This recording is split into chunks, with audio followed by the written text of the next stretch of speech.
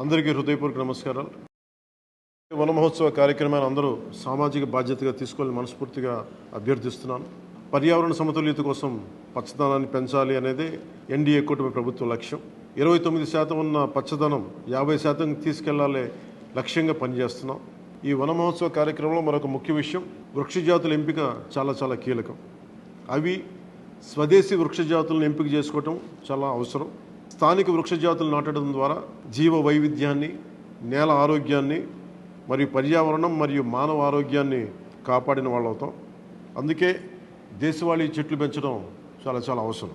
మన దేశ భూ వాతావరణ జీవ వైవిధ్యాన్ని ముప్పు కలిగించే అన్య దేశ జాతుల్ని నాటడం మనందరం మానుకోవాలి.